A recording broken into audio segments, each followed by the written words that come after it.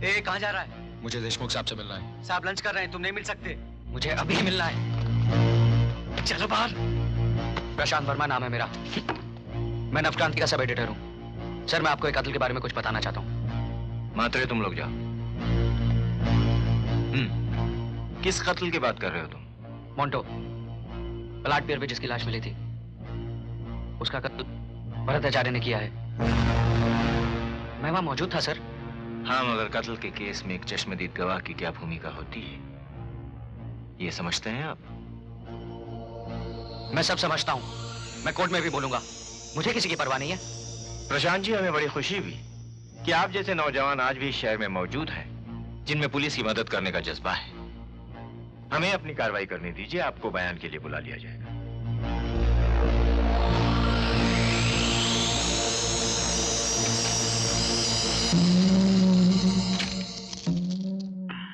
ताऊ, देशमुख का फोन। हाँ देशमुख साहब जी। अरे देशमुख साहब, ये भी कोई बुरी खबर है? मैं खुद ही उसे बुलाकर बात कर लूंगा। मुझसे मिलेगा तो समझ जाएगा। क्या हुआ ताऊ? इस शहर में बेवकूफों की कमी है क्या? बेचारा प्रशांत। कौन आप लोग? क्या कर रहे हो? छोड़ो मुझे, छोड़ो।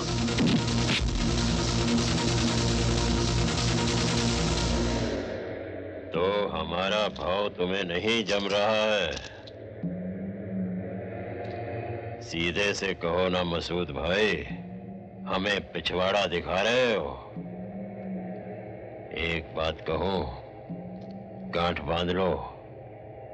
सांड को कभी पिछवाड़ा नहीं दिखाना, मार देगा। पांडे जी, खेल में अपनी चाल के साथ साथ दुश्मन की चाल पे भी नजर रखनी चाहिए। जरा सा ध्यान चूका कि 1 2 3।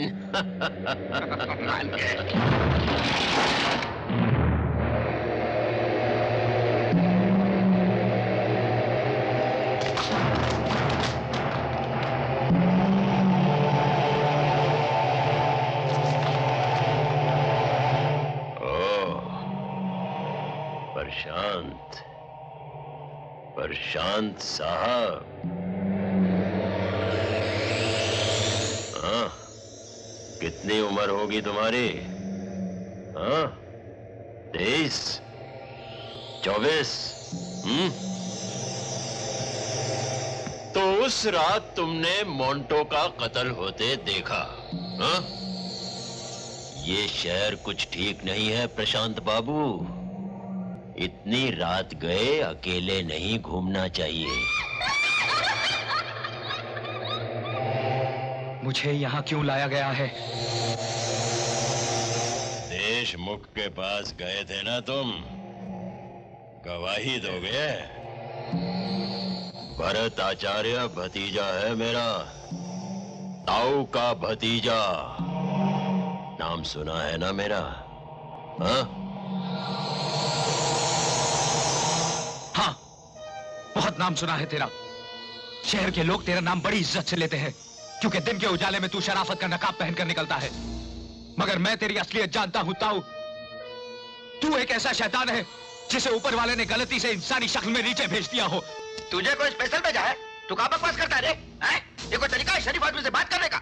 भला बताइए, सारा शहर जिसे पूछता है। सारा शहर नहीं, तुझ जैसे लोग इसकी पूजा वही करते हैं जिन्हें ये अपने गुनाहों का हिस्सेदार बनाता है। प्रशांत, चिल्लाओ मत ताऊ।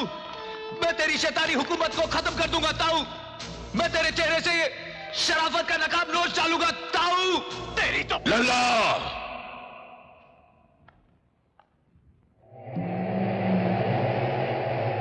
लल्ला, नए खून में इतनी गर्मी तो होनी ही चाहिए।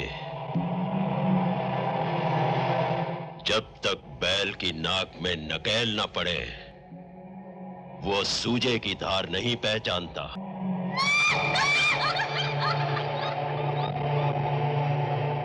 नादान छोकरे, तू अभी तक ताऊ को पहचानता नहीं। मैं इतनी ऊंचाई पर खड़ा हूं कि मुझे देखने के लिए गर्दन इतनी ऊंची उठानी पड़ती है कि रीढ़ की हड्डी टूट जाती है।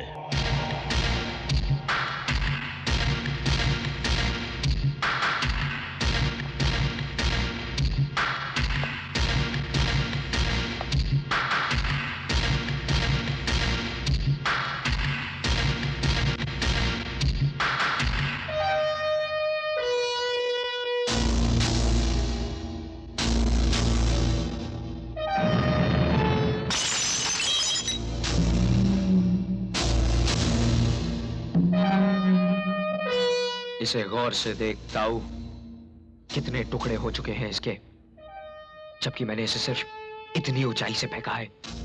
और तू तो बहुत ऊंचाई पर खड़ा है, बहुत ऊंचाई पर।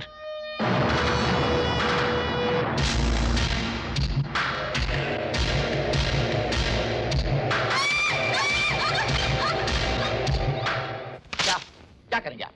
कर क्या लेंगे आप? आपको हम कितनी बार बोल चुके हैं, इस अखबार से आपका कोई वास्ता नहीं। मैं इस अखबार से जुड़े रहने की अर्जी लेकर नहीं आया। मैं तो अपने गिरवी पड़े जमीर को यहां से छुड़ाने आया हूं।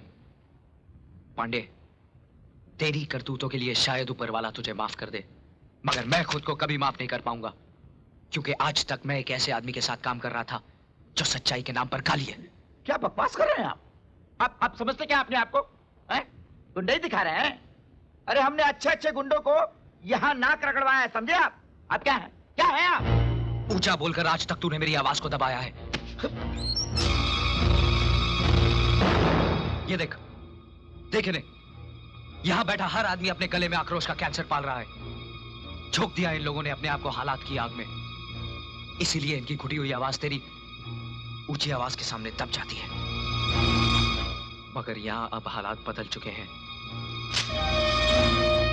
क्योंकि इन हाथों में तेरे इशारों पर नाचने वाली कलम नहीं, ये बिल्कुल खाली है।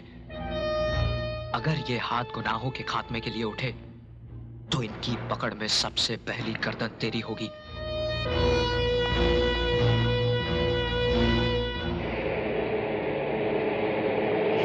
क्यों भाई प्रशांत बाबू, क्या हुआ?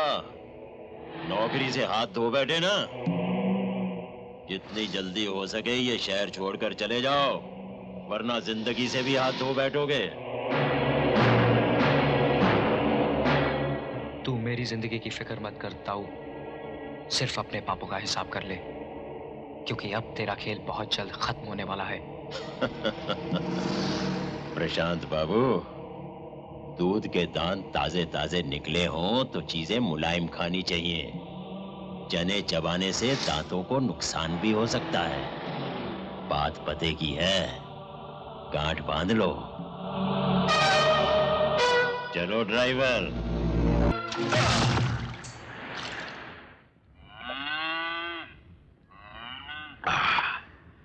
वो जिंदा बचेगा तो कोर्ट में गवाही देगा ना? साले का टोकन ही निकाल देता हूँ। आपको मारकाट के अलावा कुछ सूझता नहीं है क्या? पहले क्या कम मुसीबत खड़ी कर दिया आपने? कल्याणी का मामला अभी दबा नहीं है, एक पत्रकार को मार देंगे आप? उठाकर फेंक दिया जाएगा मुझे दूसरे शहर में। ताऊ जी, देशमुख ठीक कह रहा है। ऐसे भी इससे भरत जी के पॉलिटिकल इमेज पर फर्क पड़ सकता है। बेहतर होगा कि हम उसे किसी मसले में उलझाकर कानून के लपेटे में ले।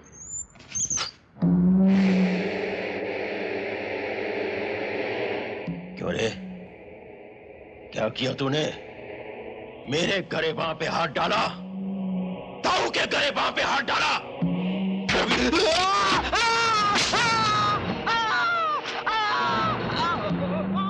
लल्ला, उठा के बाहर फेंक दे इस दिलावर को। चल साले बाहर। खून तो मेरा भी खौल उठा था जब उसने मेरी ही बैठक में आकर अपने तेवर दिखाए थे। उसे मौत नहीं देनी है तो उसे मौत के खौफ से डराओ। अपने ही खून का रंग देखेगा तो जोश का उबाल ठंडा हो जाएगा उसका।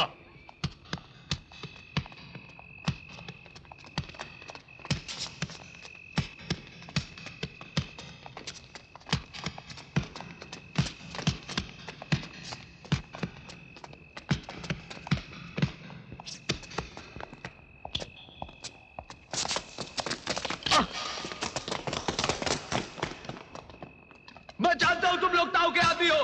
अरे डर के क्या भागते हो? हिम्मत है तो सामने आओ। बहुत देर हो गई, अभी कल सुबह आना। सुबह तक इंतजार करने का वक्त नहीं है मेरे पास। अरे बाबा क्यों नहीं समझता? मैंने बोला ना सब सो रहे हैं। जगा दे वरना मैं जगा दूंगा। देशमुख, ओ डीसीपी देशमुख, बाहर निकल। ये क्या हो रहा है? अरे बात क्या है, शोर क्यों मचा रहे हो?